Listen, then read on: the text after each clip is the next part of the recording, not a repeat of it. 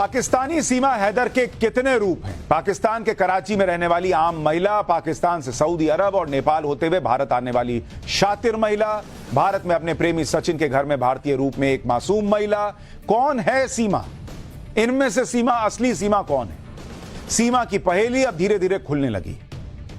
Anti terrorist squad यानी ATS की जांच और आईबी से जो इनपुट मिल रहे हैं वो बता रहे हैं कि सीमा हैदर कोई साधारण महिला नहीं है।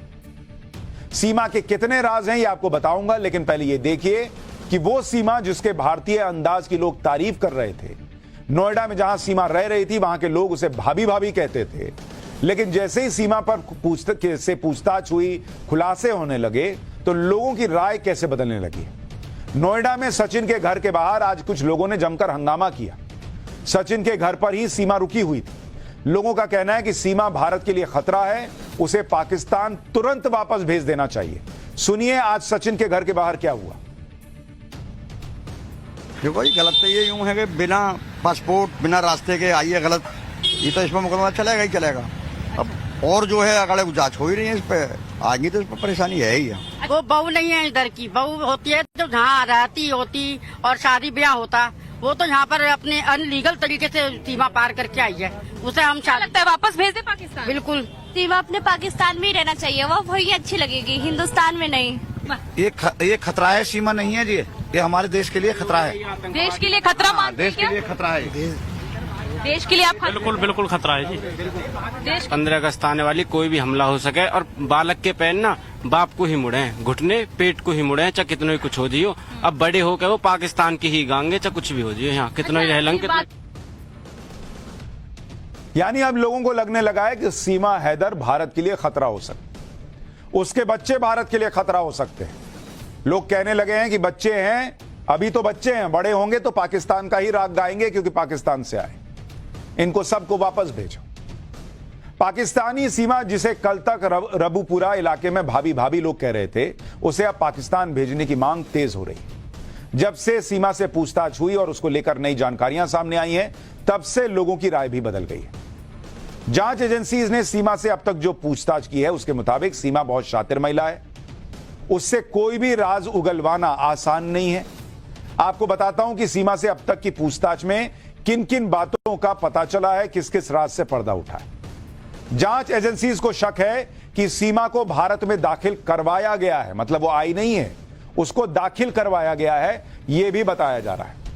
इतना ही नहीं, यह भी बताया जा रहा है कि एक गुप्त व्यक्ति ने सीमा की मदद की है, यह अभी पता नहीं कि वो कौन है।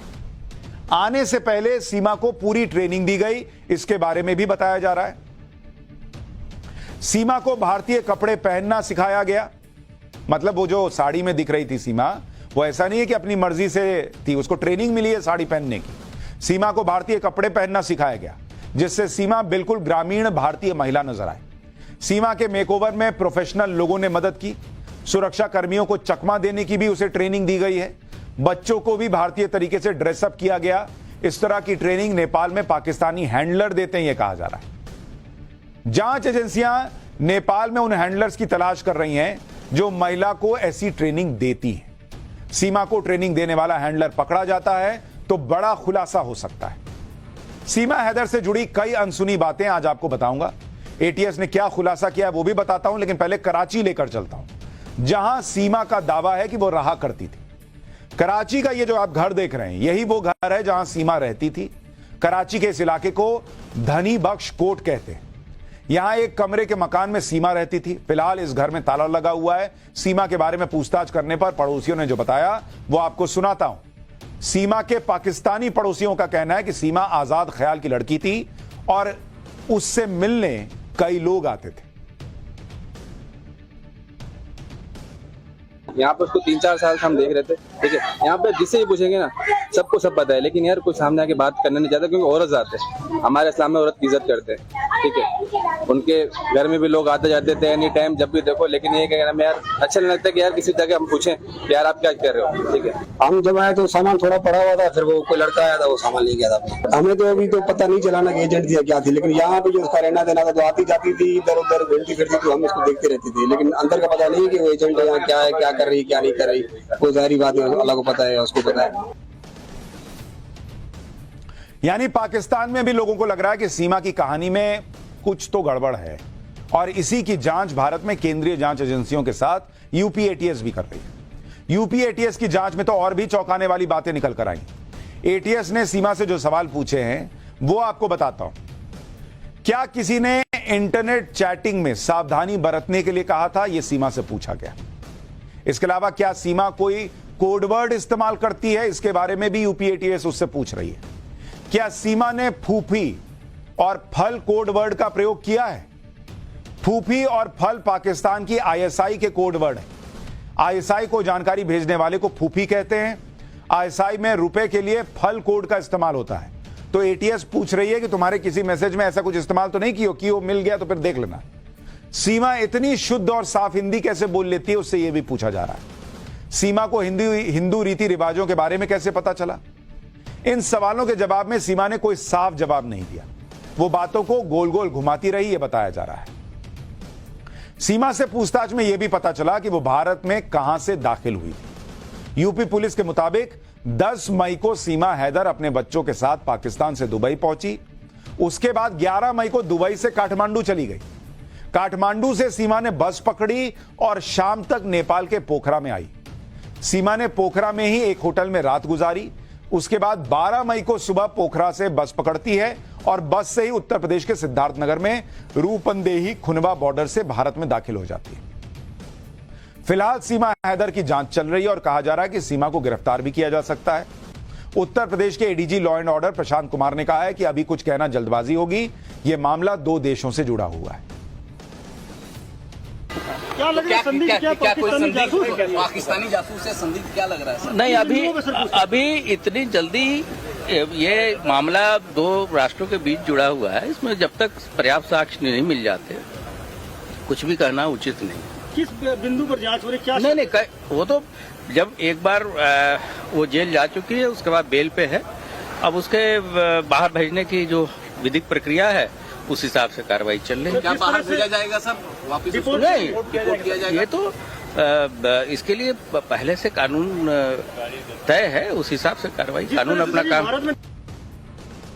सीमा से पूछताछ के बाद यूपी पुलिस ने एक नोट भी जारी किया है जिसमें सीमा और उसके पाकिस्तानी पति गुलाम हैदर के बारे में जानकारी है। इसके मुताबिक सीमा को पाकिस्तान में किसी चीज की कमी नहीं थी। सीमा का पति गुलाम हैदर 2019 में काम के लिए सऊदी अरब गया था, यह बताया जाता है। यानी उसका पति जब 2019 में गया उसके बाद से उसने पत्नी को कोई कमी नहीं होने दी, सऊदी अरब में रहा और वहां से पैसे कमाकर भेजता रहा। गुलाम हैदर हर महीने सीमा को 70 से 80 हजार रुपए भेजता था। सारे खर्चों के बाद सीमा हर महीने 20 से 25 हजार रुपए की बचत कर लेती थी, यह भी कहा जा रहा है। सीमा ने अपने गांव में 1 लाख रुपए की 2 कमेटी भी डाल रखी थी, कमेटी भी खेलती थी। साल 2021 में दोनों कमेटी खुलने के बाद सीमा को 2 लाख रुपए भी मिले थे। सीमा के पास खुद की बचत के 4 से 5 लाख रुपए जमा थे। बचत का सारा पैसा सीमा मकान मालिक की बेटी के पास रखती थी। गुलाम हैदर के पिता ने भी सीमा को 1 लाख रुपए दिए थे। एक बार हैदर ने भी सऊदी अरब से 2.5 लाख रुपए भेजे थे। अपनी बचत और रिश्तेदारों की मदद से सीमा ने 12 लाख रुपए में 39 गज का एक मकान खरीदा था।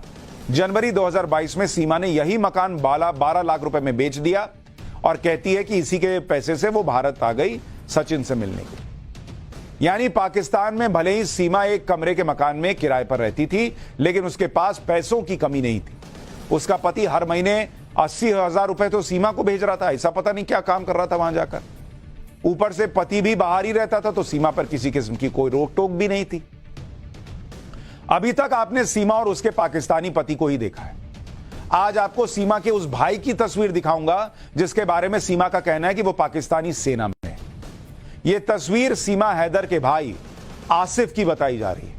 आसिफ पाकिस्तानी सेना में है और फिलहाल कराची में पोस्टेड है।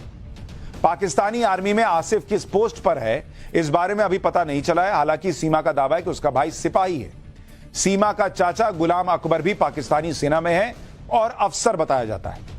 सीमा हैदर का पाकिस्तानी सेना से कनेक्शन सामने आने के बाद ही उसके जासूस होने के एंगल से जांच शुरू हुई थी। यह भी कहा जा रहा है कि सीमा को उसके चाचा और भाई से ट्रेनिंग मिली थी। हालांकि सीमा कई बयानों में यह भी कह चुकी है कि वो अपने परिवार को पसंद ही नहीं करती और उसने परिवार के खिलाफ भागकर गुलाम हैदर से शादी की थी। कराची में सीमा के भाई आसिफ के दोस्त ने सीमा को लेकर क्या बताया वो भी आपको सुनवाता हूं। आपने बताया था कि आप सीमा के भाई के दोस्त हैं जी। तो इस दौरान सीमा के भाई जो कि सरकारी मुलाजिम है, आपकी क्या कहते हैं, वो बहन के बारे में क्या बताते हैं? नहीं, अभी मैंने उनसे ट्राई किया था, उनका नंबर बन जा रहा है, मेरा अभी कोई उनसे राब्ता नहीं हुआ है। अच्छा, कोशिश की है, नहीं उनका नंबर बन जा रहा है। क्या चल गई है, वो वापस यहाँ पर हमारे पास आ जाए तो ज्यादा बेहतर होगा। पाकिस्तान हुकूमती सतह पर उन्होंने रजू किया है? जी जी बिल्कुल किया है, गवर्नमेंट से भी उन्होंने बात की है। मैंने सुना है ऐसे कि वो चाह रहे हैं कि उनको वापस लाया जाए, क्योंकि वो बच्चों का फ्यूचर है। वो बच्चे तो छोटे हैं ना, वो कह रहे हैं वरना अगर सीमा नहीं आना चाह रही तो ना बच्चे वापस कर दिए जाए। कभी आपने, चूंकि आप सीमा के भाई जो इरफान है उनके आप दोस्त हैं, उनके घर आना जाना था बचपन से, कितने अरसे से दोस्ती थी? सीमा की शादी से मेरी आसिफ से तो तकरीबन 10 साल पुरानी दोस्ती है, क्योंकि वो पहले वहाँ पर सामने दूसरा घर वहीं पर रहते थे। फिलहाल सीमा से पूछताछ चल रही है। आज लगातार तीसरे दिन भी सीमा से लगभग 9 घंटे पूछताछ हुई। सीमा और सचिन की सुरक्षा को देखते हुए सीक्रेट लोकेशन पर दोनों से पूछताछ की जा रही है, लेकिन सीमा का सच क्या है यह अभी भी पूरी जांच होने के बाद सामने आएगा।